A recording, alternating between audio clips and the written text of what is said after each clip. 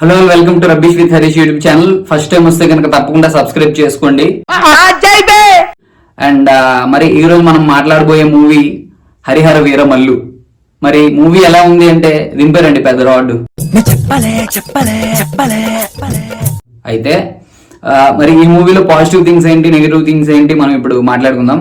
మరి ఈ మూవీలో వచ్చేసి పాజిటివ్ థింగ్స్ ఏమైనా ఉన్నాయని అంటే మరి పవన్ కళ్యాణ్ గారు ఆన్ స్క్రీన్ కనబడి కపుల్ ఆఫ్ ఇయర్స్ అయింది. సో పవన్ కళ్యాణ్ గారిని మనం ఆన్ స్క్రీన్ చూడడం which is a very happy thing.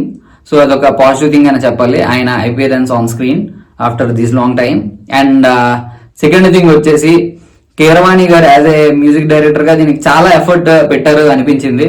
And ఎందుకంటే సీన్స్ లో ఏమి లేకపోయినా దాన్ని ఆయన మ్యూజిక్ తో ఎంతో ఎన్హాన్స్ చేయడానికి అయితే ప్రయత్నించారు.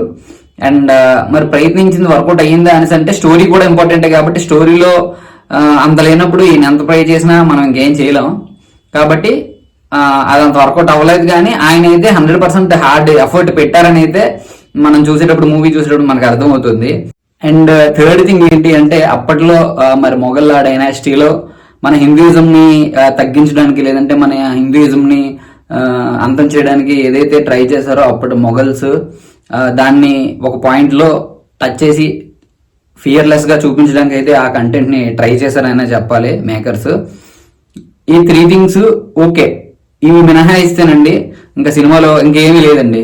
ఎందుకంటే ఇందులో ఏమి బాగలేదు అనే కంటే ఈ 3 తప్ప ఇంకేది బాగలేదు అని చెప్పడం చాలా ఈజీ అనమాట. ఎందుకంటే ఇందులో చాలా ఇష్యూస్ ఉన్నాయి. ఫస్ట్ హాఫ్ అంతా నాకు ఎక్కలేదు, అంటే చాలా ఆఫ్ బీట్ వెళ్ళింది అనమాట. అంటే ఏ సీన్ ఎందుకు వస్తుందో తెలీదు, ఒక ప్యాటర్న్ అంటే ఏముండదు, చాలా ర్యాండమ్ గా సీన్స్, అంటే కొన్ని ర్యాండమ్ సీన్స్ అన్ని తీసి ఇవన్నీ ఒక జాయిన్ చేసి ఇది ఫస్ట్ హాఫ్ అన్నట్టు ఉంటుంది. ఫస్ట్ హాఫ్ వచ్చేసి అండ్ అందువల్ల ఫస్ట్ హాఫ్ అంతా వెరీ ఆఫ్ బీట్ ఉంటది, అది నాకు అసలు ఎక్కలేదు. సెకండ్ హాఫ్ వచ్చేటప్పటికి సెకండ్ హాఫ్ లో ఒక కొంత పోర్షన్ అయితే pre climax and climax portion అయితే కొంచెం మనం చూడడానికి బాగుంటుంది, చూడగలుగుతాం మనం, అంటే ఓకే అనిపిస్తుంది ప్రీ క్లైమాక్స్ అండ్ క్లైమాక్స్. అది మినహాయిస్తే మిగిలిందంతా అసలు స్టోరీ పరంగా కానీ రైటింగ్ పరంగా కానీ ఎవ్రీథింగ్ అండి ఏది వర్కౌట్ అవ్వలేదు. లైక్ ఒక పవన్ కళ్యాణ్ గారు జస్ట్ అలా నడుచుకుని వస్తుంటే ఒక మంచి బీజియం పడితే మనకి యాజ్ ఆడియన్స్ కి మంచి వావ్ ఫ్యాక్టర్ అనమాట. ఒక మంచి అటువంటి ఒక వావ్ ఫ్యాక్టర్ ఉన్న ఒక్క మూమెంట్ కూడా ఇవ్వలేదండి థియేటర్ లో. అంటే యాజ్ ఐ ఫెల్ట్ నాకు ఎక్కడ సూపర్ అని ఒక విజల్ మూమెంట్ అయితే ఎక్కడ ఇవ్వలేదండి. మరి దానికి ఏంటి ట్రై చేశారు, ఎలివేషన్ ఇద్దాం ట్రై చేశారు, కానీ అది వర్కౌట్ అవ్వలేదు, ఎందుకు ఆడియన్స్ కి కనెక్ట్ అవ్వలేదు. మరి పవన్ కళ్యాణ్ గారి ఫ్యాన్స్ కి అయ్యిందేమో మరి నాకు తెలియదు, కానీ నాకైతే అవ్వలేదు. అండ్ మా థియేటర్ లో లిటరల్ గా చూస్తున్న వాళ్ళందరూ చాలా సైలెంట్ గా ఎల్కేజీ పిల్లల్లాగా చాలా సైలెంట్ గా జాగ్రత్తగా చూసారనమాట మూవీని.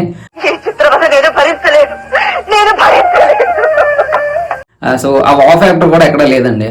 And third thing visual effects worst అండి. ఎలా అంటే ఇందులో కొన్ని గ్రాఫిక్స్ ఉంటది, మీరు లిటరల్ గా మీరు చూస్తే మీరు మ్యాడ్ అయిపోతారు అసలు, అలా ఉన్నాయి గ్రాఫిక్స్. ఎలా అంటే లైక్ వాళ్ళు గుర్రాల మీద వెళ్ళడం కానివ్వండి, సడన్ గా ఒక యానిమేటెడ్ లాగా ఉంటాయి, కొన్నిసార్లు కార్టూన్ లా అనిపిస్తాయి. లైక్ ఏమోనండి అది కరెక్ట్ గా ఎందుకు వర్కౌట్ అవ్వలేదు. వర్కౌట్ కాదు అసలు, graphics work zero. Very beginner చేస్తే ఎలా ఉంటుందో ఒక ఇంట్లో కూర్చొని ఆ లెవెల్ ఆఫ్ వర్క్ అయితే ఉందండి. అండ్ పవన్ కళ్యాణ్ గారు జనరల్ గా ఆయన చేసిన ప్రతి మూవీలో కూడా కొంచెం ఎనర్జీతో పర్ఫామ్ చేస్తారు, కొంచెం మంచి ఎఫెక్ట్ ఉంటుంది. అంటే అందులో ఏమున్నా లేకపోయినా స్టోరీ పవన్ కళ్యాణ్ గారి ఎనర్జీని మనం చూసి చిల్లే వచ్చేవచ్చు, ఆ కైండ్ ఆఫ్ పర్ఫార్మెన్స్ ఉంటది.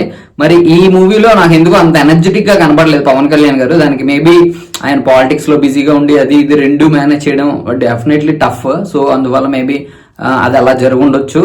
అండ్ కంటిన్యూటీ పరంగా ఏంటంటే పవన్ కళ్యాణ్ గారికి అప్పుడే బియర్డ్ ఉంటది, ఆ నెక్స్ట్ సీన్ లో బియర్డ్ ఉండదు, సంథింగ్ ఇలా వెరీ ర్యాండమ్ గా కొన్ని వాళ్ళు చాలా కేర్లెస్ గా తీశారు. అండ్ ఇంకో థింగ్ ఏంటి అంటే ఇందులో మధ్యలో యానిమల్స్ తో కొంచెం ఒక ఇంటరాక్షన్ లాంటిది ఉంటదండి. అంటే పవన్ కళ్యాణ్ గారు ఒక 2 యానిమల్స్ తో ఒక మాట్లాడడము ఇంటరాక్ట్ అవ్వడం, ఈ కైండ్ ఆఫ్ ఒక సెనారియో సీన్ అయితే రాసుకున్నారు. అది ఎందుకో నాకు ఎక్కలేదండి. అంటే మనం ఒక సీన్ ని తీస్తాము ఓకే, దాన్ని కరెక్ట్ గా ఆడియన్ కి అర్థమయ్యేలా, లేదంటే అర్థమయ్యేలా అనే కంటే ఆడియన్ దాన్ని యాక్సెప్ట్ చేసేలా చూపించాలి. లైక్ ఇప్పుడు ఫర్ ఎగ్జాంపుల్ రాజమౌళి గారి ఏగ మూవీలో నిజంగా ఏగ చంపడానికి రెడీ అయిపోయిందని మనం ఫీల్ అవుతుందండి. అలా ఇందులో ఏదో నాకు కరెక్ట్ గా కనెక్టివిటీ అయితే చేయలేకపోయారు అని అనిపించింది నాకు. అండ్ ఓవరాల్ గా మూవీ పరంగా మరి ఏంటి అని అంటే చెప్పాను కదా, ఇదైతే అనుకున్నంత ఎక్స్పెక్టేషన్స్ అయితే రీచ్ అవ్వలేకపోయింది. మరి అది ఈ మూవీ రివ్యూ. సో తప్పకుండా సబ్స్క్రైబ్ చేసుకోండి rubbish with Harish YouTube channel.